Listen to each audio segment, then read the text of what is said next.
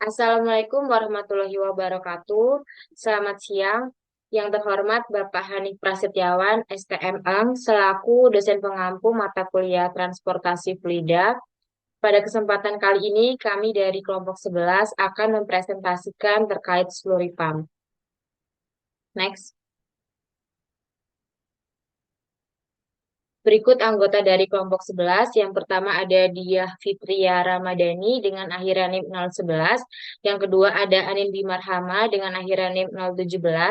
Yang ketiga ada saya sendiri dengan akhiran NIM 024. Yang keempat ada Ismi Zakia dengan akhiran NIM 029.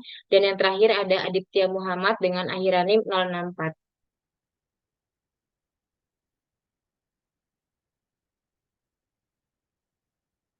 Lima bahasan yang akan kami sampaikan. Yang pertama, definisi sluripam. Yang kedua, cara kerja sluripam. Yang ketiga, jenis-jenis sluripam. Yang keempat, fungsi konstruksi sluripam. Dan yang terakhir, keuntungan dan kerugian sluripam. Next.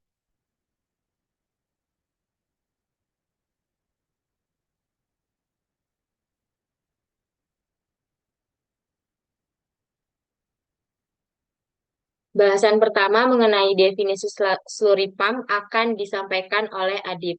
Kepada Adib dipersilahkan. Baik, terima kasih Desi atas kesempatannya. Jadi yang pertama ini adalah definisi dari slurry pump. Slurry pump adalah jenis pompa yang dirancang untuk memompa cairan yang mengandung partikel padat. Pompa slurry dapat berubah-ubah dalam desain dan konstruksi untuk menyesuaikan dengan berbagai jenis slurry yang bervariasi dalam konsentrasi padatan, ukuran partikel padat, bentuk partikel padat, dan komposisi larutan.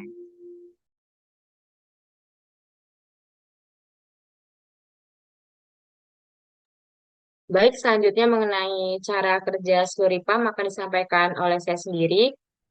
Bisa di next. Sluripam bekerja dengan mengubah energi rotasi dari motor untuk mendorong aliran atau meningkatkan tekanan cairan. Nah, yang pertama itu meliputi penyedotan bahan. Nah, ketika cairan masuk dari ujung sisa pompa sluri, impeller akan menangkap cairan dan kemudian berputar dengan gaya sentrifugal yang dihasilkan sehingga campuran sluri atau fluida akan terdorong ke dalam saluran pompa. Nah, ketika bahan sudah masuk ke casing atau saluran pompa, selanjutnya campuran sluri dipaksa keluar melalui saluran keluar pompa. Nah, selama proses ini fluida memperoleh kecepatan dan tekanan saat meninggalkan impeller. Nah, kemudian yang keempat itu peningkatan tekanan. Nah, ketika fluida mendapatkan peningkatan tekanan, diffuser atau gulir di dalam pompa kemudian akan memperlambat aliran fluida. Nah, selanjutnya pompa tersebut akan meningkatkan tekanan fluida karena energi mekanik rotasi akan ditransfer ke fluida. Nah, pada sisi pelepasan impeller, baik tekanan dan energi kinetik dari air akan naik. Nah, untuk keseluruhan slurry pump, submersible merupakan struktur pompa bawah pompa kering. Nah, bagian kerja utamanya ini adalah eh, terhubung dengan motor untuk membentuk keseluruhan sehingga motor listrik ini akan menggerakkan baling-baling untuk berputar. Dan baling-baling ini akan memaksa cairan untuk berputar, kemudian akan memaksa energi potensial tekanan dan energi kinetik sehingga fluida akan keluar seperti itu. Next. Selanjutnya mengenai jenis-jenis pompa akan disampaikan oleh Ismi. Kepada Ismi dipersilahkan. Ya, untuk jenis-jenis pompa berdasarkan prinsip energi yang ditambahkan ke dalam fluida itu ada dua. Yang pertama itu pompa langkah positif dan pompa dinamis. Prinsip kerja dari pompa langkah positif ini, energi masuk secara bertahap ke dalam suatu ruangan tertutup yang berisi vakum fluida yang mengakibatkan perubahan tekanan sehingga dapat menggerakkan fluida keluar melalui katup keluar. Nah, di pompa langkah positif ini dibagi lagi menjadi dua. Yang pertama itu ada pompa torak atau recuperating pump. Terus ada juga pompa putar rotary pump. Terus pompa torak itu pompa daya yang porosnya dengan daya dari luar. Sedangkan rotari itu perpindahan positif di mana energi ditransmisikan dari penggerakan ke cairan menggunakan elemen yang berputar di dalam casing. Terus pompa dinamis itu yaitu energi yang ditambahkan secara kontinu untuk memindahkan kecepatan fluida dalam mesin sampai pada harga tertentu. Pada sisi-sisi keluaran terjadi penurunan kecepatan sehingga tekanan akan bertambah. Terima kasih.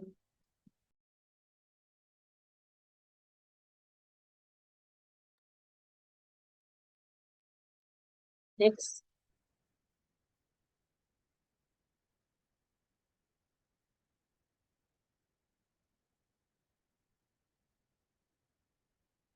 Baik, selanjutnya mengenai bagian-bagian slurry pump akan dijelaskan oleh Fitri. Kepada Fitri dipersilahkan. Baik, terima kasih Desi. Selanjutnya yaitu bagian-bagian dari slurry pump. Slide sebelumnya, Mi. Oke, bagian dari slurry pump itu ada 16. Di sini yang pertama ada support frame, kemudian yang kedua ada strainer, yang ketiga ada pump casing, keempat ada backplate, 5 ada impeller, 6 agitator, 7 oil chamber housing, 8 shaft, 9 shaft sleeve, 10 wet and mechanical, 11 motor mechanical cell, 12 motor casing, 13 motor cooling jacket, 14 lifting brace, 15 bearing covers, 16 oil chamber cover. Next. Nah, dari ke-16 fungsi bagian-bagian dari slurry pump tadi terdapat fungsi masing-masing. Yang pertama yaitu fungsi dari support frame, yaitu sebagai kerangka kuat yang berguna menopang pompa slurry dan beban yang dihasilkan. Kemudian fungsi dari strainer, yaitu sebagai penyaring partikel kasar atau benda cair yang dialirkan dalam pompa. Kemudian fungsi dari pump casing, yaitu mengarahkan aliran cairan ke impeller dan memandu cairan keluar dari pompa. Kemudian yang keempat ada fungsi backplate, yaitu menutup bagian belakang pompa dan mendukung bagian-bagian internalnya. Kemudian yang kelima itu fungsi impeller, yaitu mendorong cairan atau padatan cairan dengan memutar sehingga memberikan energi pada aliran. Kemudian yang keenam ada agitator, yang berfungsi sebagai mengaduk atau memecah gumpalan partikel padat yang berada di dalam slurry. Kemudian yang ketujuh ada oil chamber housing, yang berfungsi sebagai tempat oli yang digunakan untuk pelumasan dan pendinginan bagian bergerak pompa seperti bearing dan shaft shell. Kemudian yang ke-8 ada shaft, yaitu fungsinya mentransfer energi dari motor ke impeller sehingga impeller berputar dan mendorong cairan melalui pompa. Next. Kemudian bagian-bagian slurry yang ke-9 yaitu shaft shelf, yaitu berfungsi melindungi shaft atau poros pompa dari aus akibat gesekan atau korosi.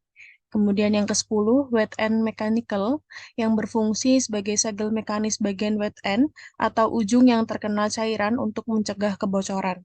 Kemudian yang ke-11 yaitu motor mechanical cell, yang berfungsi mencegah kebocoran dari motor menuju bagian penggerak pompa. Sel sendiri bertindak sebagai penghalang benda asing yang masuk ke dalam motor.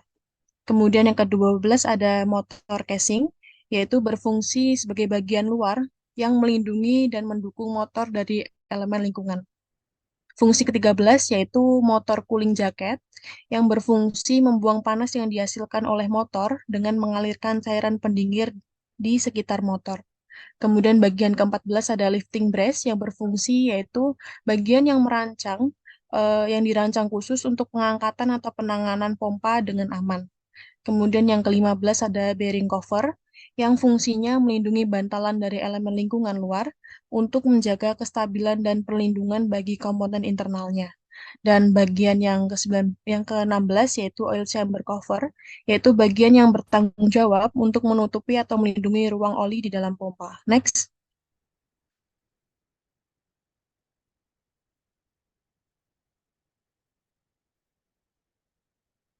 Nah, ini detail konstruksi untuk slurry pump, yaitu support frame yang terbuat dari milled steel. Kemudian untuk strainer, shaft sleeve itu terbuat dari stainless steel yang bertipe 420. Kemudian ada pump casing, backplate, impeller, dan agitator yang terbuat dari 27% chrome white iron atau stainless steel dengan tipe 316. Kemudian ada oil chamber housing, bearing cover, motor casing, dan oil chamber cover yang terbuat dari cast iron. Kemudian ada motor cooling jacket yang terbuat dari fabrikasi dari mild steel. Next. Masuk ke detail konstruksi slurry pump sendiri, yaitu bahan konstruksi pembuatan support frame dan lifting brace, yaitu dibuat dengan material mild steel, karena bahan ini memiliki keunggulan yang baik dan tahan terhadap beban. Mild steel sendiri adalah jenis bahan karbon rendah yang mudah dibuat dan dibentuk menjadi rangka yang memadai untuk mendukung pompa. Next. Kemudian yang kedua itu ada bahan konstruksi pembuatan strainer, shaft, dan shaft sleeve, yaitu dibuat dengan bahan material stainless steel dengan tipe 420, yaitu karena bahan tersebut tahan terhadap korosi dan keausan yang tinggi. Nah, stainless steel tipe 420 ini memiliki tingkat kekerasan yang memadai, sehingga material ini dapat melindungi partikel kasar dalam slurry. Next. Kemudian untuk bahan konstruksi pembuatan pump casing, backplate, impeller, dan agitator, yaitu dibuat dengan bahan material 27% chrome white iron atau stainless steel tipe 616 karena bahan material tersebut tahan terhadap abrasi dan keausan yang tinggi yang disebabkan oleh partikel padat, serta cocok untuk slurry pump yang memerlukan ketahanan terhadap korosi akibat cairan yang dilewati. Next. Kemudian untuk bahan konstruksi pembuatan oil chamber housing, motor casing, bearing cover, and uh, oil chamber cover, yaitu dibuat dengan bahan material cast iron yang digunakan dalam konstruksi komponen-komponen pompa slurry karena kekuatannya yang baik dan biaya produksinya yang relatif rendah. Baja cor tersebut memiliki ketahanan terhadap abrasi yang moderat dan sering digunakan untuk bagian-bagian pompa yang terkena gesekan atau tekanan dari partikel-partikel padat dalam slurry. Next. Kemudian yang terakhir ada bahan konstruksi pembuatan motor cooling jacket yang dibuat dari bahan material dari fabrikasi mild steel karena bahan material tersebut dari baja karbon yang rendah yang mudah difabrikasi dan memiliki kekuatan yang cukup untuk digunakan dalam pembuatan jaket pendingin motor. Nah, fabrikasi dari mild steel sendiri memungkinkan untuk menciptakan jaket cooling motor sesuai dengan desain dan ukuran yang diperlukan dalam proses pembuatan pompa slurry. Baik, saya kembalikan ke Desi. Baik, terima kasih Fitri. Untuk yang selanjutnya mengenai keunggulan dan kekurangan slurry pump akan disampaikan oleh Anin. Kepada Anin dipersilakan. Baik, selanjutnya mengenai keunggulan dan kekurangan dari slurry pump. Yang pertama adalah keunggulan. Keunggulan yang pertama adalah tidak ada kelebihan daya. Artinya, impeller pompa dirancang khusus dengan fitur limit load, sehingga tidak terjadi kelebihan daya pada heat pompa. Yang kedua itu konsumsi energi rendah dan lebih efisien. Nah, di mana desain hidrolik yang terdapat dalam pompa ini lebih efisien dibandingkan dengan jenis lain. Tingkat efisiensi awal itu dipertahankan untuk mengurangi konsumsi daya listrik selanjutnya. Yang ketiga itu tahan lama, di mana pompa lumpur sejenis slurry pump dirancang menggunakan bahan tahan aus mulai dari casing pompa hingga bagian impeller. Selain itu, pengamanan besi krom dan baja pada komponen pompa memastikan pompa ini tahan terhadap korosi. Yang keempat adalah lebih stabil. Dibandingkan mud pump, slurry pump lebih mampu menghasilkan daya output yang lebih stabil, sehingga volume lumpur yang keluar tidak pernah mengalami penurunan. Yang kelima adalah tahan bocor. Impeller pada pompa lumpur slurry pump dilengkapi dengan baling-baling pada bagian belakang yang berfungsi mempertahankan kondisi impeller tetap optimal pada kebocoran. Selanjutnya adalah kekurangan dari slurry pump. Yang pertama adalah pemeliharaan yang harus intensif gitu. Karena slurry pump ini sering digunakan dalam lingkungan yang keras dan material yang mengandung partikel padat, mereka cenderung akan mengalami abrasi dan keausan. Oleh karena itu, mereka memerlukan pemeliharaan yang lebih intensif dan lebih sering dibandingkan dengan pompa yang biasa. Yang kedua adalah sulit untuk mengatur aliran. Slurry pump ini dirancang untuk mengangkut cairan dengan partikel yang padat, sehingga sulit untuk mengatur aliran cairan yang homogen. Ukuran partikel padatan dalam cairan yang diangkut oleh slurry pump bervariasi dari diameter di 1 mikron hingga berdiameter ratusan milimeter. Ukuran yang berbeda-beda itu menyebabkan aliran dari cairan yang dihasilkan itu tidak homogen dan cenderung tidak stabil dan sulit untuk dialirkan. Yang ketiga adalah biaya operasional yang tinggi karena pemeliharaan dan penggantian komponen yang lebih sering diperlukan. Biaya operasional slurry pump biasanya lebih tinggi dibandingkan dengan pompa yang konvensional. Yang keempat adalah risiko penyumbatan. Partikel padat dalam suspensi dapat menyebabkan penyumbatan atau kerusakan pada komponen pompa, seperti impeller atau saluran masukan, yang memerlukan pemeliharaan tambahan. Yang kelima, itu suara dan getaran. Slurry pump seringkali menghasilkan suara dan getaran yang tinggi yang dapat menjadi masalah dalam beberapa lingkungan kerja. Sekian dari saya kembalikan ke moderator. Baik, terima kasih Anin. Selanjutnya izinkan saya untuk menyampaikan kesimpulan dari slurry pump. Nah, slurry pump adalah jenis pompa yang dirancang khusus untuk mengangkut material padat tercampur dengan cairan seperti lumpur atau pasir yang dipakai atau digunakan dalam berbagai industri. Nah, pompa ini memiliki desain yang kuat dan tahan lama untuk mengatasi material abrasif dan padat dalam transportasi cairan. Demikianlah presentasi dari kelompok 11 mengenai slurry pump. Kurang lebihnya kami mohon maaf. Wassalamualaikum warahmatullahi wabarakatuh.